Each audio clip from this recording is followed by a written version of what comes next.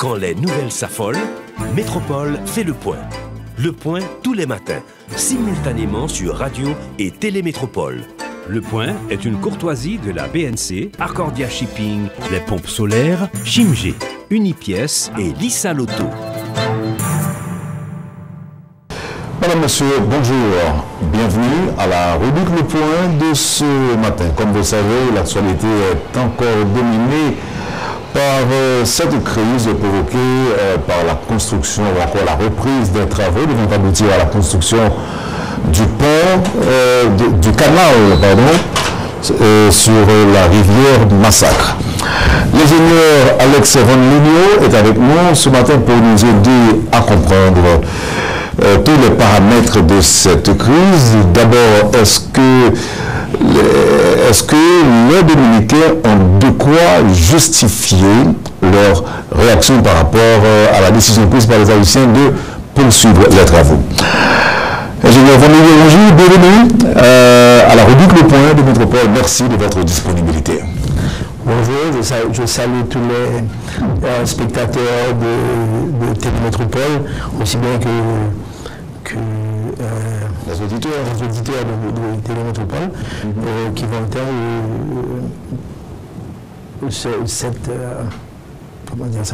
cette émission, le point pour aujourd'hui. Nous voulons bien causer un peu de la technicité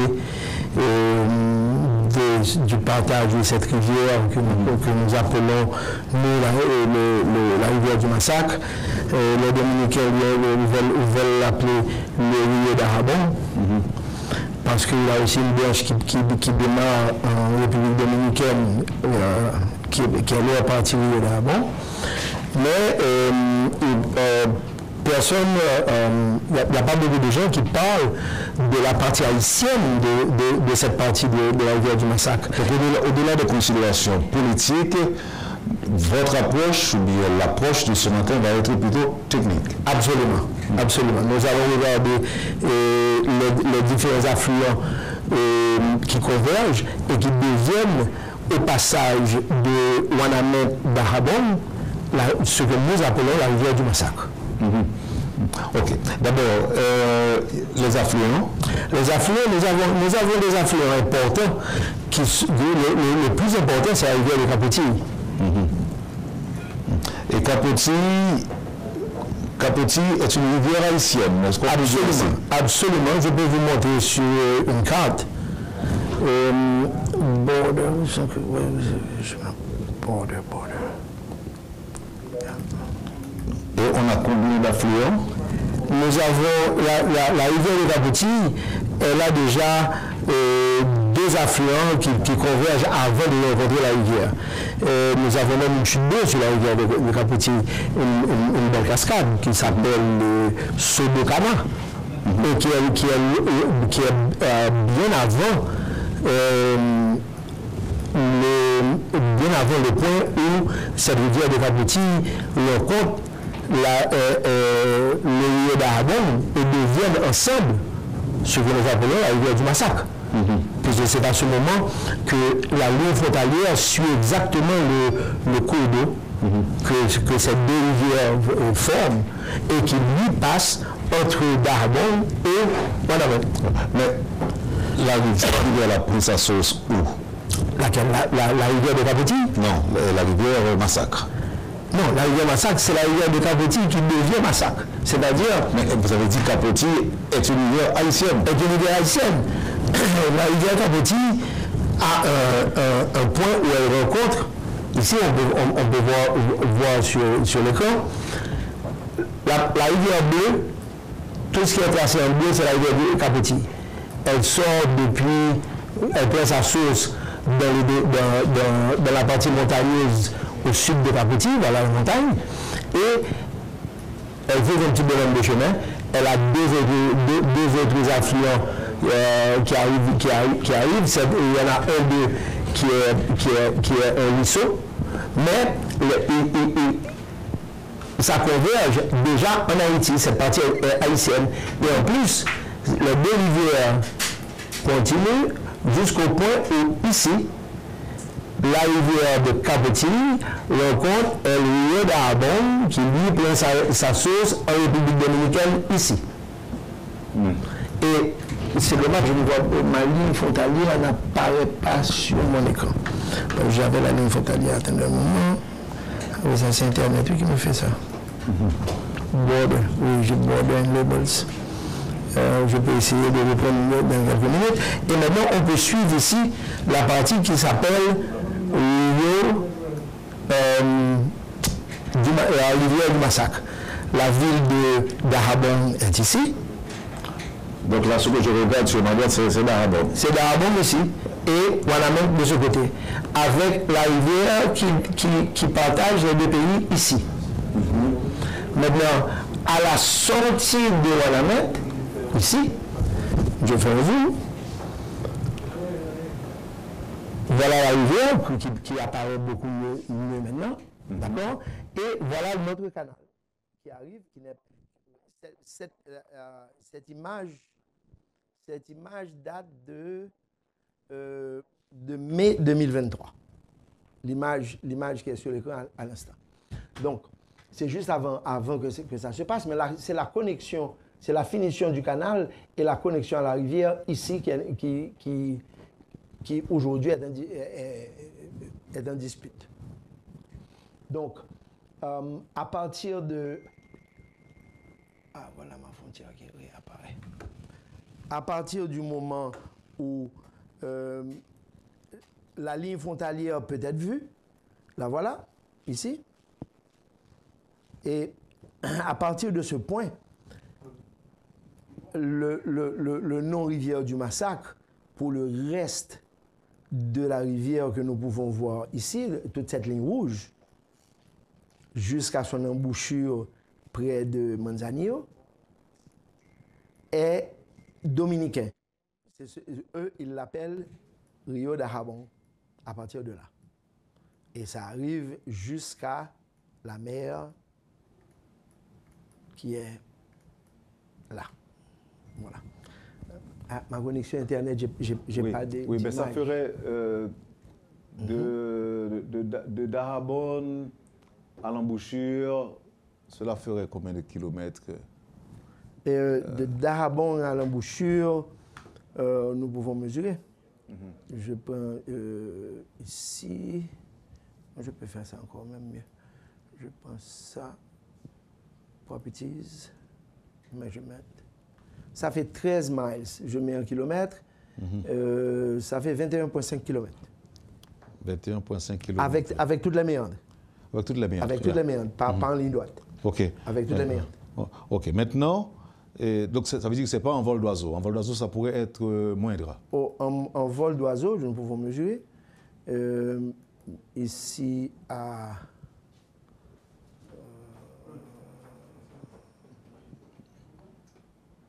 Bon. Ça fait 15 km 6. 15 km. OK. Maintenant,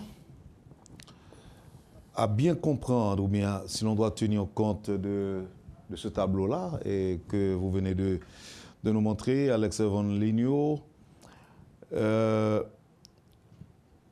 on comprendra que les réactions dominicaines ne sont pas vraiment justifiées. Well, au niveau technique, c'est une rivière qui a de l'eau qui provient de la rivière de Capotilly et qui est... Alors sans vouloir aller trop vite, la rivière de Capotilly alimente la rivière Massacre. Absolument. La rivière de Capotilly et le Rio d'Arbon venant de la République dominicaine, à partir du moment où les deux deviennent une rivière, puisqu'ils se rencontrent en amont de Wanamètre, deviennent une rivière qui a maintenant les eaux venant des deux pays. C'est-à-dire qu'il y a de l'eau qui sort du Rio d'Arbon venant de la République dominicaine, et il y a aussi la rivière de Capotilly qui a un flux assez important en comparaison, qui se mélange au point...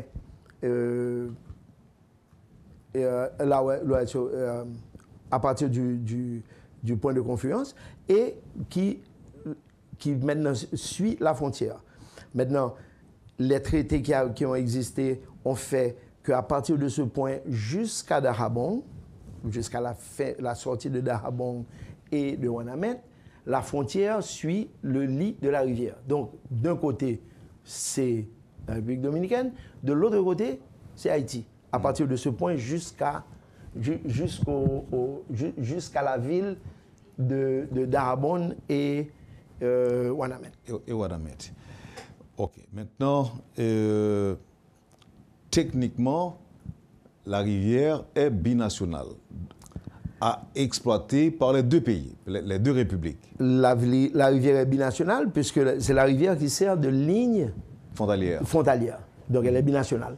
Et elle a deux sources qui alimentent ce même cours d'eau. Il y a un côté, c'est Kapoti qui est en Haïti. Alors, j'aurais aimé que vous précisiez que Kapoti est haïtienne. Kapoti est 100% haïtienne. 100%. Elle prend, la rivière de Kapoti et aussi certains de ses affluents sont tous haïtiens. Entièrement. Nous pouvons regarder le topo ici. La ligne bleue turquoise, voilà la source de Kapoti. OK. Elle descend entièrement et voilà les autres affluents qui viennent sur Kapoti. Et la rivière de couleur rouge? La rivière de couleur rouge, c'est la rivière, le Rio Dahomey, qui prend naissance en République dominicaine. Et la frontière passe entre les deux, qui est ici. J'essayais de faire sortir la ligne frontalière, c'est parce que je n'ai pas d'internet qu'elle ne montre pas. Je vais voir border labels, border. Yeah, activated. Si je pouvais avoir une connexion Internet, ça aurait été... Alors, j'ai une question en attendant que vous que vous terminiez votre recherche. Est-ce que Haïti peut décider de dévier Kapoti ou encore de faire de Kapoti une rivière vraiment haïtienne sans déverser sur Massacre? Est-ce que c'est possible? La légalité de la chose risque d'être est relativement pointue, puisqu'il y a eu des traités qui ont couvert l'utilisation... de Massacre. Oui, mais l'utilisation de cette ressource hydrique, qui est, à partir du moment où elle s'appelle rivière du Massacre chez nous, elle suit la frontière. Mais sans la rivière de Kapoti et sans le Rio Dahomey, la rivière du Massacre n'a aucune eau. Oui. D'accord. Est-ce que je ne peux pas décider, je ne peux pas dire que okay, je vais garder ça à moi seul? Oui, mais les cours d'eau suivent un parcours naturel et qui est toujours en pente descendante. Donc, on ne peut pas vraiment décider de la dévier. De la dévier, puisque l'eau va toujours retourner à son lit original. Maintenant, oui, même après 20 ans, après 50 ans, voilà, pas nécessairement tout de suite. Il faudrait que le sol soit, comment dire ça, que le passage soit fait. Bon, c'est une affaire, ce sont des œuvres impossibles à réaliser. Impossibles à concevoir. C'est-à-dire, le cours d'eau de la rivière, le plus qui puisse être dessus, c'est un barrage dans les zones possibles pour soit rétention d'eau, soit application pour l'agriculture, pour l'arrosage, etc. Ou des digues. Par exemple, la République dominicaine, ils ont une digue à partir de la sortie, à 600 mètres de la sortie. Disons, du retour de la rivière sur leur territoire. Après Ouanamet, en suivant le cours de la rivière, il y a une digue qui s'appelle Digue del Rio Dahomey, quelque chose de ce genre. Et c'est une digue qui leur permet de varier un petit peu le niveau de l'eau de façon à alimenter différents canaux qui partent de la digue. C'est comme ce que nous avons sur l'Artibonite, dans la zone de Petite Rivière de l'Artibonite, où nous avons le départ du canal qui arrive à l'Estéa, par exemple. Donc c'est une œuvre qui a été faite de façon à pouvoir, pas dévier l'Artibonite, certainement pas, mais permettre d'avoir une sortie qui va vers l'Estéa, depuis la Petite Rivière, et que nous connaissons très bien, sous le pont de l'Estéa, à l'entrée de Gonaïves. Maintenant, 11 prises, qui apparemment n'affectent en rien la rivière. Bon, les prises d'eau pour irrigation sont simplement des... on peut imaginer, il y a un cours d'eau important, et au fur et à mesure de son passage, il a on a mis des prises latérales pour pouvoir utiliser une partie de l'eau. Mais il n'y a aucune de ces prises qui est une prise d'eau prenant tout le volume de la rivière. À haut débit. À haut débit. Cette rivière, disons, la partie rivière du Massacre, c'est-à-dire la partie frontalière de la rivière, a un débit qui avoisine en saison sèche dans le quartier de 8 à 10 mètres cubes seconde, et en saison pluvieuse, ça double ou presque triple en nombre de mètres cubes à la seconde. Les dimensions du canal anticipé à la sortie de Ouanamène, c'est-à-dire juste au bas de Ouanamène, permettent de calculer un maximum, surtout les œuvres qui ont récemment été faites en béton, puisque c'est en train de bétonner le passage. Nous parlons d'un maximum de peut-être 2 mètres cubes d'eau seconde, entre 2 mètres cubes d'eau et des poussières. Voilà. Donc, en faisant l'équivalence de 2 et quelque chose mètres cubes d'eau seconde au maximum, avec un débit minimum entre les 8 et 10 mètres cubes d'eau seconde, ça représente une petite partie de ce qui passe. Ça, c'est en saison sèche. En saison pluvieuse, et que la rivière est en crue, elle peut augmenter au-delà de 30 mètres cubes d'eau seconde. Le canal que nous avons, vu son volume, il ne peut absorber que le volume pour lequel il a été construit, qui est environ de 2 mètres cubes d'eau à la seconde. Et sans risque de débordement? Bon, oui, il y a des risques de débordement, puisque les berges de la rivière, malgré qu'elle a fouillé un petit peu son lit, mais en période de crue, il se peut qu'elle déborde de ses berges. Et à ce moment, canal ou pas canal, elle déborde, c'est tout. Risque de dégâts? Risque de dégâts, bon, la partie nord de Ouanamène, après les constructions de la Côte des Vies, s'il y a un gros débordement, c'est à peu près dans cette zone que ce débordement se fera. Ça se fera à la sortie de Ouanamène, tout près du canal. Et c'est peut-être la raison pour laquelle ceux qui avaient prévu ce canal au départ, puisque le canal est déjà fouillé, et il est fouillé sur plus de 3 km. Et ceci depuis avant mai 2023. Donc, ce n'est pas un canal qui est tout neuf. Il ne vient pas, il n'a pas été récemment fait. Vous avez dit mai 2023, c'est récent quand même. C'est l'image que j'ai sur l'écran à l'instant date de mai 2023. Vous pouvez le voir ici. On peut aller plus en arrière. J'ai pas Internet. C'est dommage, j'ai pas Internet. Bon, j'aurais pu aller... Peut-être le temps pour nous d'observer la pause, et au retour, on essaiera d'améliorer tout ça. D'améliorer tout ça, parce que si je peux avoir la connexion, une bonne connexion Internet, nous pouvons voyager dans le temps et voir approximativement dans quelle année, puisque Google Earth a des satellites qui repassent régulièrement. Le dernier que nous avons sur cette zone, c'est mai 2023. Mais il y a aussi bien janvier 2023, 22, etc., etc. Donc nous pouvons voyager dans le temps. Par exemple, ici, en octobre 2022, regardez la chose. Le canal n'est qu'un trait. Le voilà là. Vous voyez ce que je veux dire? Et le canal est devenu... voilà, janvier, non, je ne peux pas les prendre. Voilà. Et le voilà maintenant. Donc,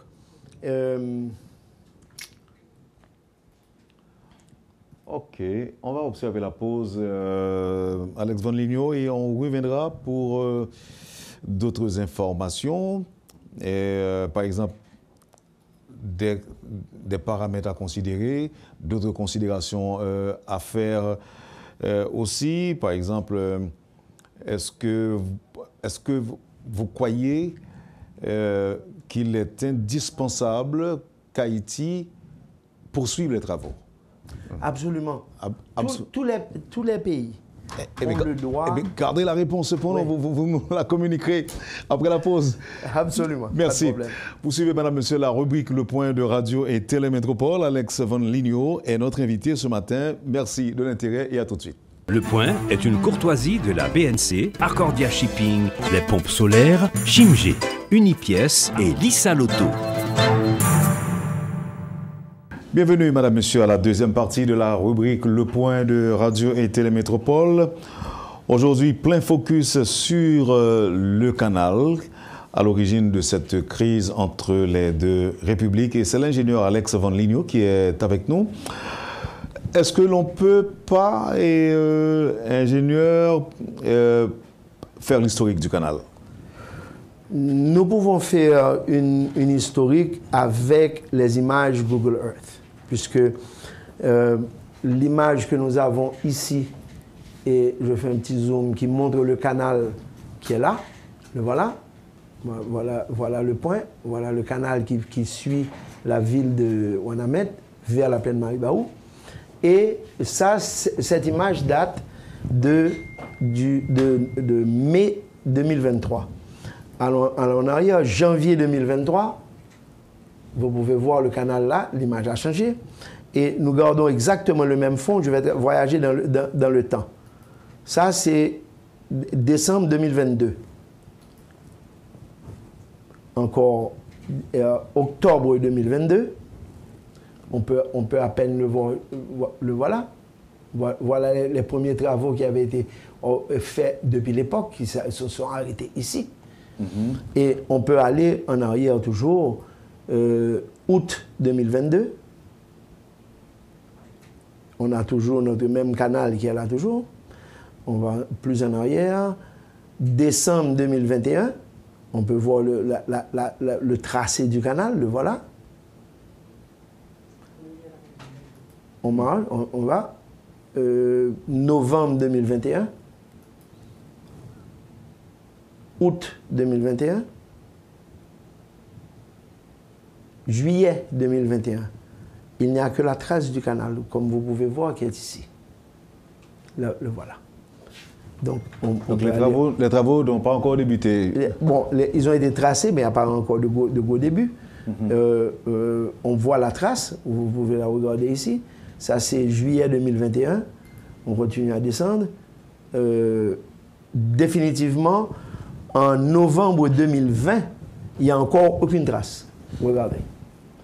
C'est là le passage du canal. Donc il n'y avait rien, absolument rien. Absolument rien. Il n'y a que des plots de démarcation qui sont ici. Et il n'y a aucune trace du canal.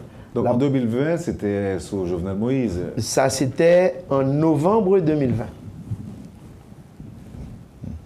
OK.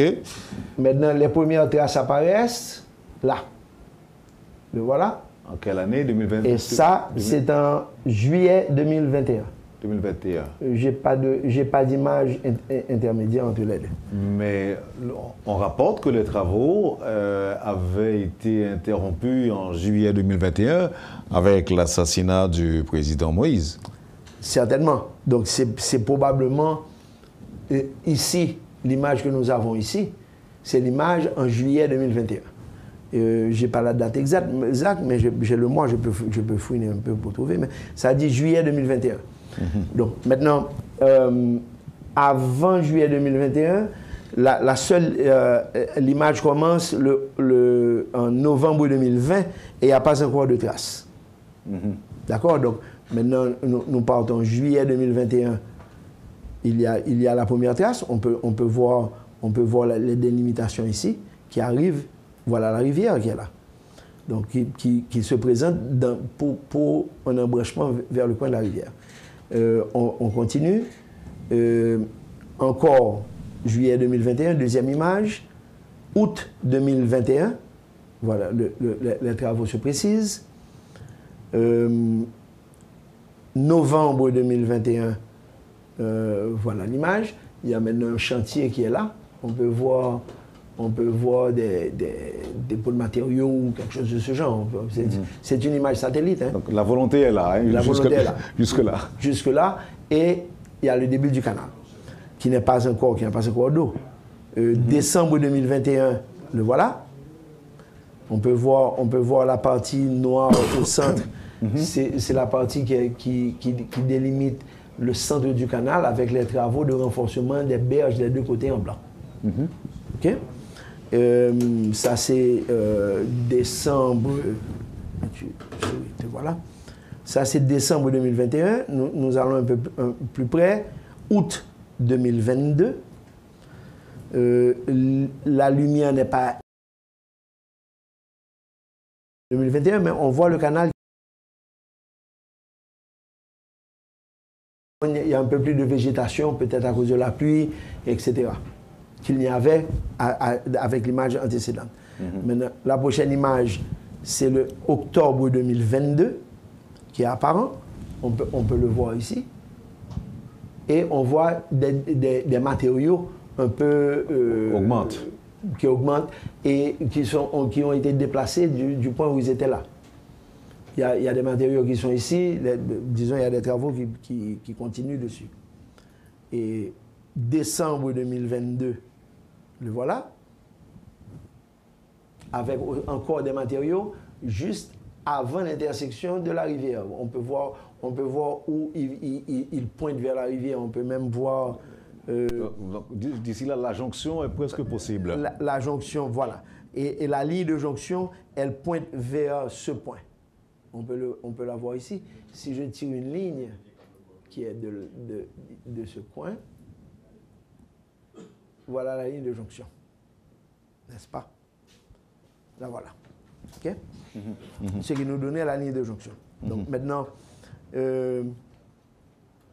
ça c'est Là, on est encore en décembre 2022. Voilà. 2022. Janvier 2023. Janvier 2023. Mai 2023, qui est la dernière image que j'ai. C'est-à-dire que les images ne sont pas à jour. Bon, les images dépendent du satellite de Google Earth. OK. Et ce satellite... Ça ne veut pas dire que les travaux ne progressent pas. Exact. Ce satellite n'est pas parqué au-dessus d'Haïti. Il fait des passes. OK. Et au fur et à mesure, puisque c'est un satellite ou un système de satellites qui photographie toute la planète et qui sont en orbite. Oui. Donc, de temps à autre, ils nous passent au-dessus de la tête, mais ils font pareil sur tous les autres pays. Oui. Pour collecter les images. Donc, la dernière image disponible pour Haïti sur cette zone date de mai 2023. Est-ce que c'est possible de parler de la superficie ou encore... Oh, OK, le canal fait combien de mètres de large? Bon, en regardant par satellite, je n'ai pas encore eu le loisir d'aller là-bas, vu la situation de sécurité, etc. En regardant par image, les fouilles, je crois avoir vu ça sur une des images, je vais voir l'image où maintenant on peut voir la zone des fouilles. Nous regardons approximativement une zone qui ne dépasse pas environ 3 mètres, disons, largeur des fouilles avant de faire les parois. puisqu'on ne va pas fouiller un canal en terre dans cette zone et le laisser tel quel. Donc, c'est un canal qui doit être premièrement fouillé. Deuxièmement, il faut qu'il y ait un revêtement intérieur dans le canal pour anticiper l'érosion possible, parce que s'il y a un flux d'eau qui traverse, il va y avoir des érosions dans le canal. Donc, il faut que les côtés du canal soient faits. La largeur de la fouille approximative représente 3,21 m sur la photo Google Earth. Ça représenterait quoi en termes de débit, par exemple? Bon, une fois qu'il est terminé, c'est un canal qui va probablement se terminer. Ils ont une forme, probablement un trapèze inversé qui va être la base, qui va être la construction. Encore, là, je parle tout seul à ce niveau. Mais un canal de cette dimension, nous parlons d'un débit possible de l'ordre de peut-être 2 mètres cubes seconde, 2 mètres cubes, peut-être un peu mieux que 2 mètres cubes seconde. Et vous nous rappelez, ça fait combien de mètres de long ou de kilomètres? 3 kilomètres? Le canal lui-même. Le canal lui-même. Nous pouvons faire une petite mesure online à l'instant. Je le prends du coin de la rivière, d'accord? Et nous allons l'envoyer, je fais back, je vais faire un path de préférence. Clear, clear. Là, ok, on va faire un path pour pouvoir mesurer bien le passage. Ici.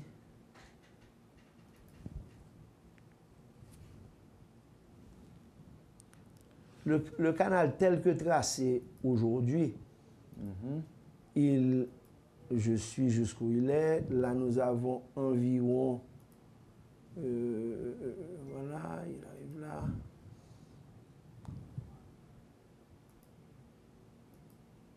Bon, là, on le perd. Donc, jusque-là, il n'y a plus d'œuvre à partir de ce niveau.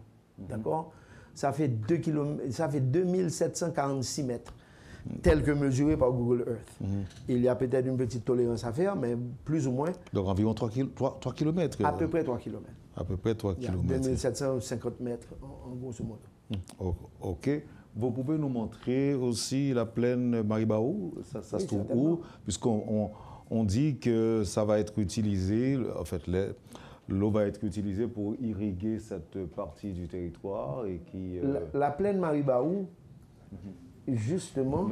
Est-ce qu'on peut le voir à partir du canal, de la tête du canal, par exemple? Oui, je peux positionner le canal. Le voilà là. On le voit là. Vous le voyez qui est là. Il arrive là. Il arrive là, OK. Il arrive juste dans cette zone. Voilà la ligne du canal qui va à la connexion ici. En grosso modo, le voilà le canal. Et maintenant, la plaine? Et la plaine de Maribaou, la voilà. Okay, toute cette partie? Toute cette partie, jusqu'à la frontière. Maintenant, la frontière dominicaine, on peut voir la frontière. On va voir la frontière et on va même voir sur la frontière, là où... attendez, je vais faire un petit marche arrière et regarder cette zone. OK, juillet 2023. Tiens, j'ai bien une nouvelle photo qui vient d'arriver, juillet 2023. Ici, voilà. Donc, juillet 2023, les positions ont été un petit peu mieux préparées. Voilà, cette photo date de juillet 2023. Juillet, août, ça a 2 mois. Il y a 2 mois de ça. Voilà le canal. Et les travaux intenses n'avaient pas encore débuté. Exactement. Les travaux, la zone qui doit être terminée, c'est entre, on peut mesurer, entre là et la rivière, ce qui fait 50 mètres de travaux à faire, environ, entre ce point-là et la rivière elle-même. Ça fait à peu près 50 mètres. Maintenant... C'est à peu près dans 3 ou 4 semaines. Oui, bon, oui, depuis le début de l'affaire. Donc, ce qui voudrait dire, ingénieur, si on a 50 mètres de travaux déjà réalisés et le canal en soi a une longueur d'environ 3 km. Les travaux pourront être achevés d'ici 2 mois.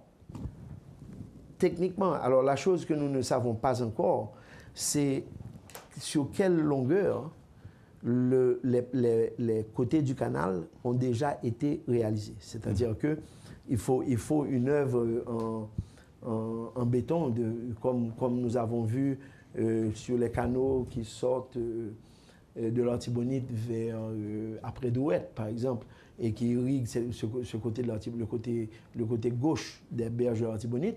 Nous avons un joli canal qui passe là-bas, mais c'est un canal entièrement en béton. Donc, maintenant, est-ce que ce canal va être fait entièrement en béton? Probablement, parce que la terre dans cette zone est relativement poreuse. Donc, faire passer de l'eau disons, dans un canal coupé directement dans le sol, il y aura beaucoup de pertes d'eau du canal par porosité dans le sol. Donc, maintenant, est-ce que cette zone doit être bétonnée ou tout du moins rendu imperméable? Il faut que l'intérieur du canal soit rendu imperméable d'une façon ou d'une autre. Probablement, vous ne disposez pas de ces données, ingénieur, mais moi j'aurais aimé savoir tous les canaux confondus, ça représente quoi en termes de capacité? Là, je parle des 11 prises. Toutes les prises confondues, ça représenterait quoi par rapport à cette prise que nous avons, ou que nous essayons d'avoir sur Haïti? La République dominicaine a une digue, là, voilà. Vous pouvez voir la zone, ça c'est le débordement de la digue où l'eau fait un peu de cascade, et c'est à partir de là qu'il y a des prises. Vous voyez une prise qui s'en va ici? Vous la voyez là, regardez. Là, elle s'en va là. Et il y en a d'autres. Voilà. Donc là, ils ont une digue qui leur permet de récupérer de l'eau pour alimenter regardez, voilà la ligne d'eau. Là. Indépendamment de la rivière elle-même, mais ils ont pris en amont et cette partie leur permet d'irriguer une bonne partie de leur plaine. Il faut noter que dans cette zone de la République dominicaine, il faut même pousser du riz. Voilà, ça ce sont les plantations de riz. Là, c'est République dominicaine. Oui, c'est en République dominicaine, voilà la frontière. Voilà la ligne frontalière. C'est le bénéfice des 11 prises. On peut le dire ainsi, non? Bon, on ne va pas dire que les 11 prises sont au même endroit parce que je ne connais pas leur point de départ de chacune. Il est clair que là, à partir de la digue, on a pu voir là où une des prises part. Et elle part en direction de ces champs de riz qui sont là. Voilà. Okay? Ouais, cette zone au moins, on a la garantie qu'une prise facilite la culture risicole de la zone. Absolument, de la zone. Alors que de notre côté de la frontière, regardez cette ligne. Culture risicole de ce côté, regardez le côté haïtien. Voilà la frontière, ça c'est la ligne avec le mur dominicain qui a été construit en ligne. Regardez ici. Est-ce que nous avons camper sous ça là pour permettre au public là de qui ça n'a parlé exactement. Voilà. Là, c'est la République dominicaine. La République dominicaine est à droite de la ligne. Voilà la ligne frontalière ici, là où j'ai mis la main. Et la ligne voit... Regardez les cultures de l'autre côté. Voilà le côté dominicain. Vous pouvez voir la verdure et tout ce qui est cultivé. Oui. Et nous regardons Maribaou de l'autre côté. Et puis on passe chez nous. Là, voilà. Donc, elle est plus ou moins sèche. Et on peut voir les carrés de terre qui apparaissent. Il n'y a pas d'irrigation, il y a un peu de végétation de sol, mais il n'y a rien d'extraordinaire à regarder. Oui. Mais est-ce que l'on a la garantie que ça va changer un peu? Ou encore, est-ce que cette prise-là va garantir un changement véritable? Disons, qu'est-ce qui est nécessaire pour l'agriculture?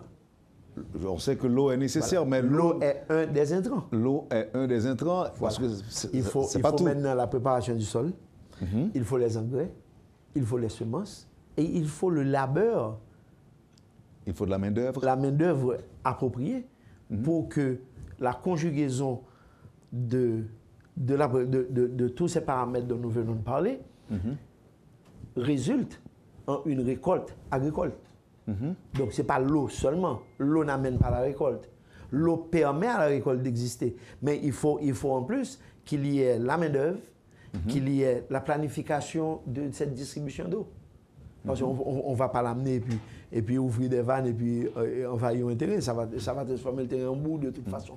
Impossible. Donc, il faut avoir un plan d'irrigation qui doit aller avec. Donc ça, c'est aux dirigeants haïtiens d'envisager. Absolument.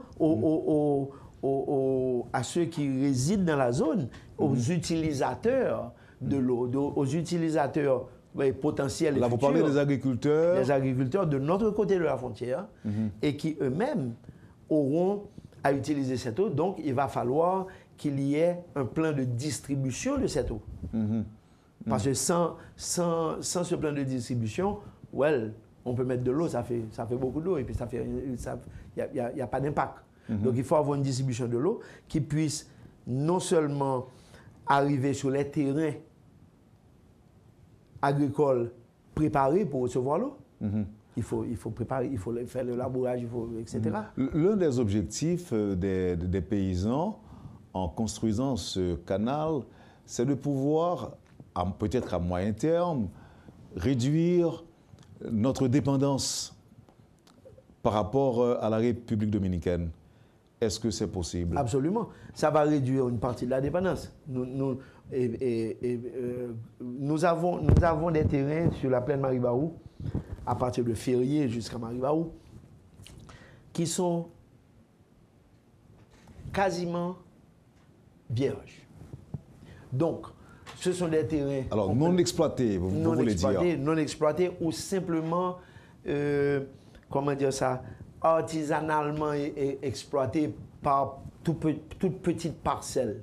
Et juste, disons, une exploitation de survie des paysans qui vivent dans cette zone et qui, eux, pour survivre, ils sont bien obligés le droit à la survie est sacré à tous les points de vue. Donc, eux, ils sont obligés de faire ce qu'ils peuvent. Est-ce que vous êtes en train de nous dire, ingénieur, que l'occasion est tout indiquée pour que l'on pense à industrialiser l'agriculture dans cette zone? Je pense qu'avant d'arriver à une agriculture industrialisée, il faut d'abord avoir une agriculture planifiée. De là, les volumes de récolte, les volumes de production vont permettre d'analyser et de voir, OK, il y a telle denrée qui peut être produite dans cette zone et pour laquelle nous pouvons prévoir un traitement industriel. Mais il faut d'abord avoir le volume de la denrée. Il faut avoir les plans pour générer ce volume. Par exemple, j'attire l'attention sur l'écran. Cette ligne ici, c'est la ligne frontalière. Vous voyez? Et si je fais un zoom, je vais vous montrer quelque chose. On peut même voir le mur que les Dominicains ont construit. Vous voyez le mur au centre? Donc, ils ont fait comme une route des deux côtés et puis un mur au milieu. D'accord? C'est leur mur. Le mur, ils ont même une cabine de vigie qui est là. Là, voilà. Je l'ai mis border tower. C'est une tour d'observation où ils ont leur garde frontalier qui se retrouvent dans cette tour. Donc là, ça, c'est peut-être pour éviter la contrebande ou bien pour éviter... pour surveiller leurs frontières. Surveiller leurs frontières. Allons dire, surveiller leurs frontières. Nous n'avons pas de surveillance de frontières haïtiennes. Autre que les quatre grands points que nous avons. Peut-être on va y penser. Peut-être qu'on devrait y penser dans le futur, certainement. Mais pour le moment, ça n'existe pas. Pour le moment, ça n'existe pas. Ça n'existe nulle part sur notre ligne frontalière comment dire ça? Des Pédernales au nord, à Manzanillo, façon de parler. Nous n'avons aucune zone de vigie ou de contrôle direct. Nous n'avons que les postes standards qui sont celui de... Malpasse. il y a Malpasse, Ouaddamet, Belader aussi. Belader au milieu. Belader est au milieu. Belader connecte sur San Juan de la Maguana, qui descend vers Bani, etc. Il y a tout un système de route. D'ailleurs, le passage Belader-Elias Pinas devrait être le passage principal vers la République dominicaine. Parce que c'est le passage qui nous connecte directement dans leur circuit routier principal. Le passage par Jimani-Malpasse, ou Malpasse-Jimani, est un passage, disons, c'est un passage asphalté aussi. Une fois qu'on a traversé la République dominicaine aujourd'hui, la route est asphaltée. Mais par contre, ce n'est pas une route aussi importante que la route Elias Pinas vers Santo Domingo. D'ailleurs, c'est une route à plus grande vitesse, c'est un entre guillemets, ce que nous c'est une vraie route internationale. Voilà, exactement. La route principale internationale qui arrive à notre frontière, c'est bien la route Elias Pinas et Belader. D'accord. Maintenant, il y a une route du nord qui est Ouaddamet d'Arabon comme point d'entrée et qui va vers Santiago de los Caballeros. Et ensuite dans le reste du circuit. Et le dernier, c'est Pedernal en Sapitre. Pedernal en Sapitre, j'y étais une fois et pour arriver en Sapitre, je suis passé par Barahona. Donc, je suis passé en voiture. Malpasse-Jimani, j'ai traversé la frontière. J'ai été à Barahona où j'ai passé la nuit. Je me suis réveillé très tôt le matin, 6 h du mat. Et de Barahona, j'ai conduit le long de la partie dominicaine pour arriver à Pedernales. À Pedernales, j'ai laissé la voiture devant la ligne frontalière et j'ai traversé à pied sur le pont. J'ai été en Sapitre. Vous ne pensez pas que nos dirigeants devraient penser à cette différence énorme entre les villes frontalières des deux républiques? Absolument, absolument. Parce que quand même, pour tout Haïtien qui se dit patriote ou quoi que ce soit, c'est quand même une honte. C'est grave. C'est grave. C'est tout. Je ne peux pas faire de commentaires plus profonds que ça, mais je dis que c'est grave. Parce que, arrivé en Sapitre, le passage frontalier après le pont qui a été fait sur la rivière des Pédernales, bon, c'est une ravine, mais il y a un petit pont piéton. Oui. C'est pas un pont voiture. Moi, je pensais qu'on a pensé à améliorer tout ça parce que j'y étais une fois. Ça date de 1997-98 depuis. Mon dernier passage. Je ne suis jamais allé. Doit être en 2017. Bon, c'est plus récent, c'est plus récent. Voilà. J'ai été là-bas, c'était la dernière fois. Il y a de l'électricité, est-ce que les routes sont asphaltées? Il y a de l'électricité et asphalte, tout ce qu'on veut, jusqu'à Pédernal. En Sapitre, En Sapitre, une fois qu'on a traversé la frontière, le poste frontalier haïtien est un conteneur de 20 pieds qui représente la PNH et qui représente la douane et qui représente l'immigration. Dans le conteneur? Dans un conteneur de 20 pieds. Une fois qu'on a qui est positionné à côté de la rivière, etc. Barbie continue. Barbie tendait l'autre. Donc, ça a été mon constat en 2017, en grosso modo. Et maintenant, la ville de... Donc, l'État est représenté dans un conteneur? L'État est représenté dans un conteneur de 20 pieds qui est peint en bleu et blanc. On doit préciser de 20 pieds. Oui, c'est pas un gros, c'est un conteneur de 20 pieds qui est peint en bleu et blanc. Vous pensez que ce sont des endroits tout simplement délaissés, abandonnés, oubliés? Bon, c'est un endroit qui fonctionne d'une façon très, très paradoxale. Par rapport je vais vous dire une expérience, je le dis verbalement.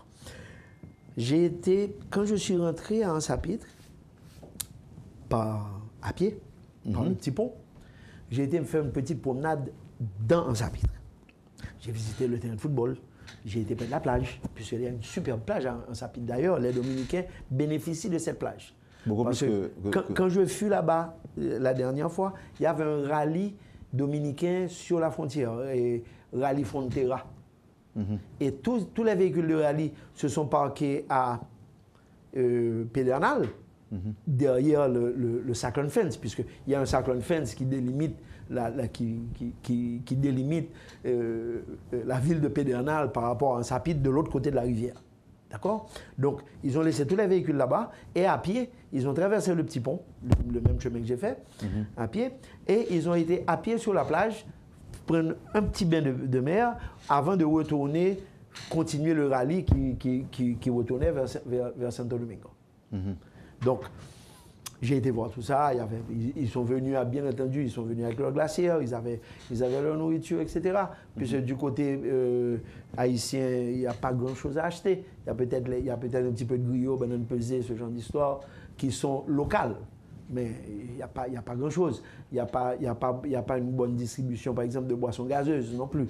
Parce que les routes venant d'Haïti, à travers chez nous, pour aller là-bas, il faut faire la route la meilleure route serait de passer par la forêt des pins, Tchot, Belance et Ansapitre. Et ce sont des routes qui existent sur la carte, mais dont l'entretien est... Laisse à désirer.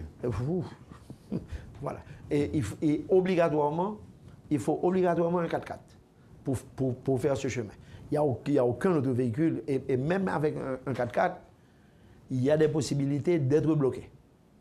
Aujourd'hui? Aujourd'hui. Il suffit qu'il y ait une bonne pluie avant Tchot, l'eau descende. Ainsi, les habitants de Tchot, de Belance, de Ansapitre, par exemple, jettent leur dévolu sur la mer, non? Ils jettent leur dévolu. Je vais vous raconter une petite histoire et qui me fait un petit peu... qui me fait honte aussi, et qui me fait tressaillir. Quand j'ai été à Ansapitre, j'ai rencontré quelqu'un qui était dans une espèce de congrégation. Il y a tout un... C'est pour ne pas nommer les points exacts, mais il y a tout un machin. Et puis je leur ai demandé, mais écoutez, comment ça se passe? Il y a un hôpital à Ansapitre, oui, mais l'hôpital est très limité. Qu'est-ce qui se passe? J'ai demandé à une ou deux personnes. Et puis, j'ai rencontré quelqu'un qui se disait de la mairie. Je lui ai demandé, qui ça nous fait? Qui ça nous fait le monde qui est malade? Qui ça nous fait à niveau ça? Il dit, oh non, pas. Le bonhomme qui m'a répondu d'un air très, oui, très avenant et très fier. Très fier, oui. Oh, nous pas de problème de question. Ça, nous jamais frontière dans l'hôpital Pédernal. Ça m'a secoué. Oui. Il dit, jamais frontière. Comment? Oui, non, pas de problème. Nous sommes passés sous pont, nous passons dans la porte là. Depuis, on parle de la porte là, parce qu'il y a des petits problèmes, mais pas tout le temps. Mais depuis, on parle de la porte là, on allait dire dans l'hôpital là. Sans passeport, sans visa. Ah non, il n'y a ni visa, ni passeport, ni quoi que ce soit. Ils passent à pied. Ils traversent la ville de Pédernal, ils connaissent l'hôpital, ils vont prendre les soins médicaux là-bas. Une fois qu'ils ont terminé, je ne sais pas si on leur demande de payer, j'ai pas enquêté jusque-là. Mais je ne sais pas quels sont les frais qu'ils ont à payer ou quoi que ce soit. Mais ils trouvent là-bas les soins médicaux et les médicaments. Donc, notre ville de Ansapitre, elle dépend carrément de Pédernal pour les soins de santé. C'est paradoxal. Non, mais, oui, c'est paradoxal, c'est triste aussi. C'est extrêmement triste. Mais c'est une réalité. C'est une réalité que... Maintenant, voilà ce que je voudrais vous demander, Alex Von Ligno. Aujourd'hui, on observe une certaine solidarité agissante de la part des Haïtiens qui dit qu'il n'y a pas d'accord pour suspendre construire pont, il n'y a pas dépendant encore de la République dominicaine, il veut faire des bagailles qui n'ont pas déjà fait depuis quelque temps. Est-ce que ce n'est pas une occasion pour même élan de solidarité, ça t'a fouetté en même temps, orgueil nous tout dans l'autre domaine? Parce que je pense que c'est pareil aussi à Wanamet. Mounio, c'est le traversé d'Arabon. Par contre, ça vous fait qu'on est là, comme frontière là fermée. Voilà. Est-ce que ce n'est pas une occasion pour... Bon, là, même envie de parler de de dirigeants, parce que ça qu'a fait là... La reprise de la chose de notre côté, en regardant tout peuple, il a le droit sacré à la survie. C'est un droit sacré, quel que soit le peuple, quelles que soient les conditions. Nous avons la survie d'un peuple, c'est une action qui est sacrée à tous les niveaux. Maintenant, cette situation à Ouanamet peut fouetter peut-être notre orgueil national. Oui, je suis certain que ça appelle beaucoup d'entre nous. Par contre, il faut avoir les moyens d'intervenir. Parce que j'ai parlé d'Ansapitre. La route pour aller à Ansapitre, j'ai pu faire le voyage à Ansapitre en 2 jours. Je suis parti de Port-au-Prince dans l'après-midi vers 3h. J'ai traversé la République dominicaine. J'ai conduit jusqu'à Barahona où j'ai passé la nuit. Je me suis réveillé à 6h du matin. J'étais déjà parti de Barahona pour avoir le temps de faire la journée. J'ai été jusqu'à Pédernal où je suis arrivé vers 10h du matin. Et avec tous les stops de la route, j'ai exploré un peu. Et de Pédernal, j'ai laissé Pédernal pour rentrer directement à Port-au-Prince. Donc j'ai refait le chemin retour un peu plus vite, rapidement. Port-au-Prince, j'ai traversé la frontière à 5h, quelque chose comme ça. Donc, ça m'a pris 2 jours. Ça m'a pris 2 jours, bonne route, voyage intéressant, route asphaltée, vous voyez ce que je veux dire. Si j'avais eu à faire ce même chemin en passant par Fort-des-Pins, outre comment dire ça, usure et dommages possibles au véhicule, nous parlons de faire du véritable 4x4, okay? À partir de Thiot vers Belance et Ansapitre, à ce que j'ai eu à faire cette route une fois, c'est le genre de route qui risque, si vous ne faites pas très attention en conduisant, vous pouvez déchirer un peu sur les roches pointues. Il y a des passages qui sont boueux, etc. S'il y a eu la pluie, la chose change. Il y a peut-être des façons d'être bloqué sur la route en attendant que on puisse savoir. Voilà. Donc, comme je voulais aller là-bas et faire cette, disons, pour aller voir à l'époque, le passage via la frontière était le plus rapide et le plus sûr. Vous comprenez ce que je veux dire? J'ai été dans un point en Haïti, en passant par la République dominicaine pour revenir à mon point en Haïti, avec beaucoup plus de kilométrage, mais kilométrage sûr, avec un véhicule que je n'allais pas casser, pour le faire. Juste pour passer, j'ai passé quoi? 2h30, 2h30 de temps, à peu près. Revenons à ce qui se passe aujourd'hui à la frontière au niveau de Ouanamet-Dahabon. Comme je viens de vous le dire, nous constatons une certaine solidarité agissante de la part des Haïtiens. C'est partout qu'on parle de ce qui se passe là-bas et surtout de la nécessité de poursuivre les travaux destinés à la construction de ce canal. Bon, mais ce canal va devenir une artère principale pour les gens de Mahori-Barou. C'est-à-dire, c'est une artère qui va leur amener de l'eau. Même s'ils font de l'agriculture artisanale, ils ont besoin de cette eau. S'ils doivent avoir de l'eau potable éventuelle, ils ont encore besoin de cette eau. Donc, c'est une première étape qui va leur donner au moins un aller mieux vers l'irrigation. Il est clair que ils ont besoin de cette eau. Maintenant, nous avons vu sur la carte tout à l'heure la différence que l'eau fait, bien entendu, avec les intrants, la technologie, l'encadrement, l'agriculture mécanisée, etc., peut faire du côté dominicain, avec la même eau venant de notre rivière du Massacre, transformée, une fois qu'elle a traversé la frontière, en Rio Dahabon. Parce que c'est comme ça que, à partir du passage de la frontière jusqu'à l'embouchure, sur la carte officielle, cette rivière s'appelle Rio d'Arabong, en République dominicaine. Ça omet entièrement l'origine de la rivière de Capotilles, qui elle-même est... Je ne veux pas le dire... Comment dire ça? De façon ex-cathédra. Voilà, ex-cathédra. Mais la rivière de Capotilles, elle a un débit qui avoisine au point de confluence avec le Rio d'Arabong, qui est un amont sur la frontière par rapport à Wanamint et d'Arabong. À ce point, la rivière de Capotilles, sur ce que je vois via Google Earth, semble être plus importante au point de vue débit que le Rio d'Arabong. Il faudrait peut-être que nous ayons des gens de chez nous qui aillent faire une mesure de débit. Ça peut se faire. Oui. Maintenant, à ces points-là. Pour terminer, Alex Van Linio, nous constatons ce qui se passe. Il y a lieu aussi de nous poser quelques petites questions par rapport à ce qui se passe.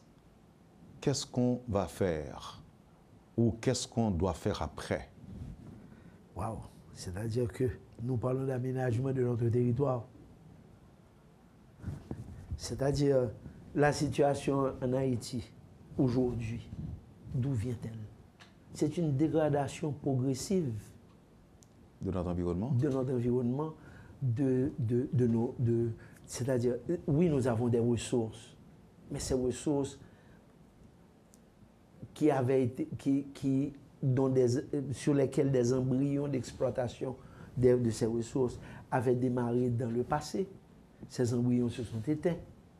Aujourd'hui, nous avons certaines ressources hydriques sur la frontière. Mais comme nous n'avons jamais rien fait avec ces ressources hydriques, notre voisin dit, écoutez, moi j'ai besoin de l'eau, je ne sais pas ce que vous voulez faire avec, mais moi je la veux. C'est l'approche dominicaine. Bon, on ne peut pas les blâmer non plus, parce qu'eux aussi, ils utilisent cette eau pour leur agriculture. Et ils produisent même du riz avec. Oh, j'ai montré du riz, mais ce n'est pas seulement du riz. Ils font toutes sortes de récoltes. Et l'eau, sans cette eau, cette zone d'exploitation entre Wanamint, disons, de leur côté, entre D'Arabong et Manzanillo, qui est jusqu'à la mer, cette zone d'exploitation, sans cette rivière, cette zone d'exploitation aura des problèmes relativement profonds aussi. Donc, maintenant, les traités qui ont été signés entre les différents, à différentes époques, je ne veux pas rentrer dedans puisque ce n'est pas de mon ressort, mais tous ces traités, ils indiquent des accords binationaux qui ont été signés entre les deux pays concernant les ressources hydriques pour l'utilisation mutuelle. Comment les exploiter des ressources hydriques. Donc, pour moi, le problème il est clairement indiqué dans ce traité que l'exploitation doit être équitable entre les deux républiques. Absolument. Donc, à partir de là, pour moi, c'est le seul chemin qui est valable. Vendredi dernier, en fait, selon ce que notre correspondant a partagé avec nous ce matin, vraiment pour terminer, oui. Alex, les gens à Wanamint ont mis sur pied un comité qui a pour tâche de recueillir les aides venues de partout, destinées à la construction du canal.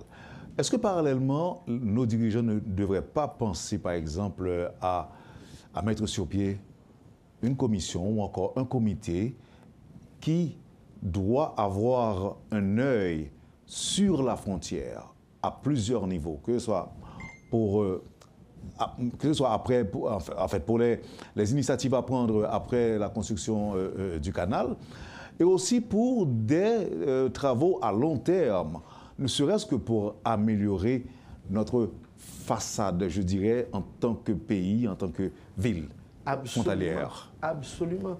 il faut que nous ayons pas simplement plan de faire un canal, il faut avoir tout un plan de développement frontalier que nous devons, qui doit émaner de notre gouvernance, d'une façon ou d'une autre. Donc,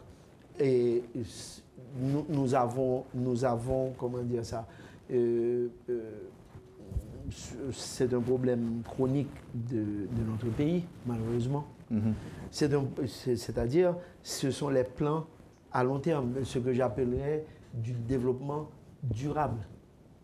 Nous avons plein de petites actions, mais ce ne sont pas des actions qui sont synchronisées ou elles ne sont pas coordonnées. Ou coordonnées l'une avec l'autre. Donc, à la longue, ça fait quelque chose qui a été fait et qui a disparu. Par exemple, en regardant sur la frontière, et si nous descendons sur Capotilles, on peut voir le parc comment dire ça, le parc solaire qui a été mis par le président Jovenel Moïse. Il y a un super parc solaire là-bas qui d'ailleurs électrifie la ville de Capotilles aujourd'hui. Alex, c'est un plaisir de vous avoir ce matin. Et bien que ça a été un peu difficile pour nous, laborieux au début, avec les petites difficultés d'ordre technique, nous nous en excusons. Et je vous remercie infiniment d'avoir accepté d'être avec nous ce matin pour partager avec nous vos connaissances en la matière. Google Earth aidant, évidemment, et ça nous a permis de nous faire une idée de la situation. Merci infiniment, Alex Van Linio, et à la prochaine.